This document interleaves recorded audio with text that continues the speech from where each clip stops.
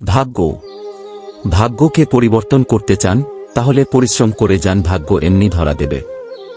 সবকিছু কর্মের মাধ্যমে ভাগ্য পরিবর্তন হয়, ভাগ্য দ্বারা কোনো কিছু হয় না। মানুষের হাতের লেখায় ভাগ্য থাকে না। আসলে মানুষের ভাগ্য থাকে তার নিজ কর্মে। যতক্ষণ তোমার জেতার ইচ্ছা অটুট থাকবে, ভাগ্য কখনো তোমাকে হারাতে দিবে না। আপনি যদি সাফল্যের দ্বারপ্রান্তে যেতে চান তাহলে ভাগ্যের উপরে নয়, কর্মের উপরে জোর দেন। শ্রীকৃষ্ণ বলেছেন, ভাগ্য কারো কৃপায় বা দয়ায় পাওয়া যায় না, ভাগ্য নিজেকেই তৈরি করতে হয়। কর্মের দ্বারাই মানুষ ভাগ্য তৈরি করতে পারে। ভাগ্য আসলে সঞ্চিত কর্মের ফল। ভাগ্য দুই প্রকারে পাওয়া যায়, জন্মগত ভাগ্য ও কর্মগত ভাগ্য। গত জন্মের কর্মের ফলে মানুষ যে ভাগ্য পায় তা হল জন্মগত ভাগ্য, আর এই জন্মের কর্মের ফলে মানুষ যে ভাগ্য পায় তা হল কর্মগত ভাগ্য। প্রত্যেক মানুষকেই তার কর্মের ফল ভোগ করতে হয়। এমনকি দেব, দেবী বা কোনো অবতার পুরুষকেও তার কর্মের ফল ভোগ করতে হয়।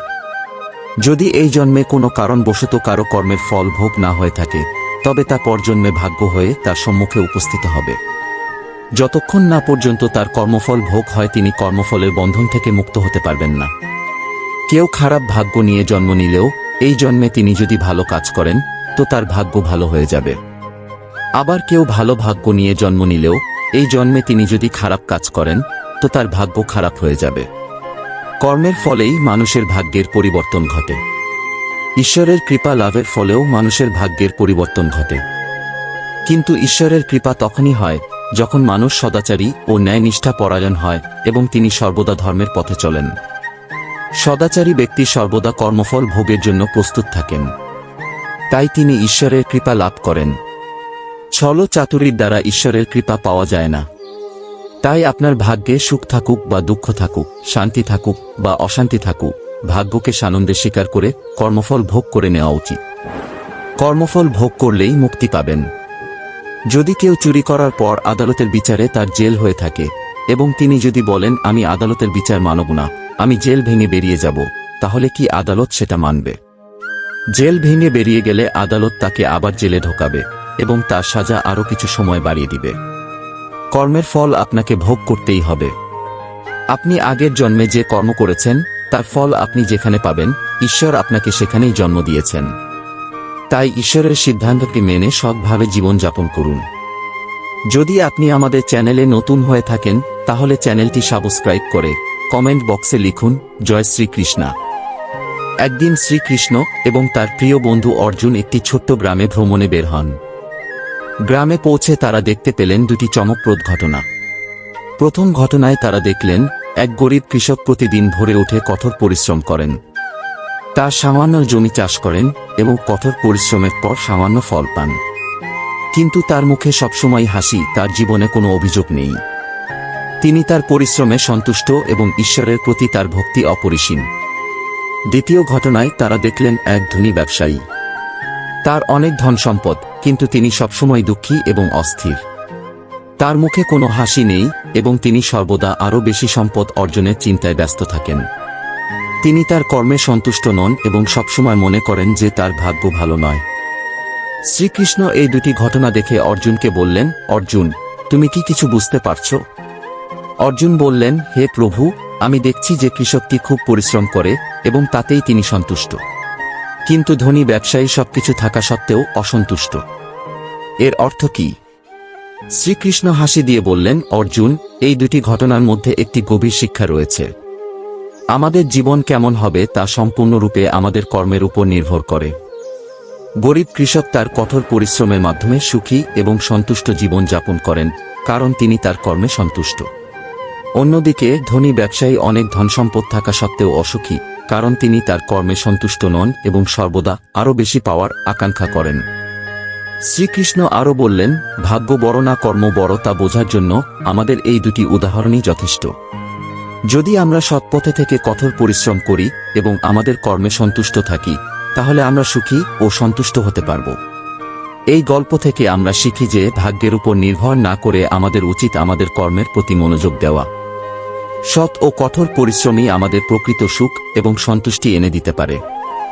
কর্মই আমাদের জীবনের প্রধান ভিত্তি। অনেকে ভাগ্যে বিশ্বাসী, অনেকে কর্মে, কেউ আবার দুটোতেই বিশ্বাস করে। আসলে কোনটা ঠিক? চলুন আসল বিষয়টা জেনে নেই। যারা একটু অলস প্রকৃতির তারা মনে প্রাণে বিশ্বাস করে ভাগ্য সৃষ্টিকর্তার হাতে। তাই তারা কর্মে বেশি আগ্রহী নয়। তারা মনে করে যতই কর্ম করা হোক সেটাই হবে যা ভাগ্যে আছে। অন্যদিকে যারা পরিশ্রমী তারা মনে প্রাণে বিশ্বাস করে ভাগ্য নিজের কর্ম দ্বারা পরিচালিত হয়। তারা ভাবে তাদের ভবিষ্যৎ কেবলমাত্র তাদের কর্ম দ্বারাই পরিবর্তন হবে। তারা কোনোভাবেই ভাগ্য বা তকদির শব্দটাকে মানতে চান না। এই দুই শ্রেণীর মানুষই মূলত আবেগ দ্বারা পরিচালিত। ভাগ্য বড় না কর্ম বড়, এই প্রশ্নটি আমাদের জীবনে একটি গুরুত্বপূর্ণ দিক নির্দেশ করে। এ নিয়ে বহু মত রয়েছে, তবে আমাদের প্রাচীন শাস্ত্র এবং দর্শন কর্মের গুরুত্বের উপর অধিক জোর দেয়। ভাগ্যের রেখাটা খুব ছোট সীমাবদ্ধ থাকে, আর তার উপরে হেঁটে মানুষ অনেক দূরে যায় না। অনেক দূর যেতে হলে অবশ্যই পরিশ্রমের পথে হাঁটতে হবে। এক সময়ের কথা, বিদ্যুৎপুর গ্রামে একজন জ্ঞানী সাধু বাস করতেন। তিনি ছিলেন মহাজ্ঞানী এবং বহু লোক তার কাছ থেকে উপদেশ নিতে আসতেন। একদিন গ্রামে দুই যুবক এলেন, যারা কর্ম এবং ভাগ্যের মধ্যে কোনটি বড় তা নিয়ে বিতর্ক করছিলেন। প্রথম যুবক বললেন, ভাগ্যই সবকিছু নির্ধারণ করে। মানুষ যতই পরিশ্রম করুক, তার ভাগ্যে যা লেখা আছে তাই ঘটে। দ্বিতীয় যুবক বললেন, না, কর্মই সবকিছু। ভাগ্য পরিবর্তন করার ক্ষমতা মানুষের কর্মের মধ্যেই থাকে। তারা তাদের বিতর্কের সমাধান চাইতে সেই জ্ঞানী সাধুর কাছে গেলেন। সাধু তাদের বললেন, তোমরা আগামীকাল সকালে আমার কাছে আসবে। আমি তোমাদের প্রশ্নের উত্তর দেব। পরদিন সকালে সাধু তাদের একটি উদাহরণ দিয়ে বললেন, দেখো, একটি বীজ মাটিতে পড়লে তা থেকেই একটি বিশাল বৃক্ষ হতে পারে। কিন্তু যদি সেই বীজটি মাটিতে রোপণ না করা হয়, তা কি কোনোদিন বৃক্ষ হতে পারবে? প্রথম যুবক বললেন, না, কখনো না। সাধু হেসে বললেন, ঠিক তাই। ভাগ্য হলো সেই বীজ, আর কর্ম হলো সেই বীজকে রোপণ করা, জল দেওয়া, যত্ন নেওয়া। যদি তুমি শুধু ভাগ্যের উপর নির্ভর করো, তবে সেই বীজ কোনোদিন বৃক্ষ হবে না। কিন্তু যদি তুমি পরিশ্রম করো, সঠিক কর্ম করো, তবে সেই বীজ থেকে মহিরুল সৃষ্টি হবে। দ্বিতীয় যুবক প্রশ্ন করলেন, তাহলে কর্মই কি সব? সাধু উত্তর দিলেন, কর্মই মূল। কিন্তু কর্মের জন্য ভাগ্যকেও উপেক্ষা করা যায় না। কর্ম এবং ভাগ্য একে অপরের পরিপূরক। ভাগ্য তোমাকে সুযোগ দেয়, আর কর্ম সেই সুযোগকে সফল করে তোলে। এই গল্প থেকে আমরা শিখতে পারি যে কর্ম এবং ভাগ্য উভয়ই গুরুত্বপূর্ণ। ভাগ্য আমাদের জীবনে সুযোগ এনে দেয়, কিন্তু সেই সুযোগকে কাজে লাগানোর জন্য আমাদের সঠিক কর্ম করতে হয়। কর্ম ছাড়া ভাগ্য অর্থহীন, আর ভাগ্য ছাড়া কর্মের পথ কঠিন। দুটির সম্মিলনেই আমরা সফলতা অর্জন করতে পারি।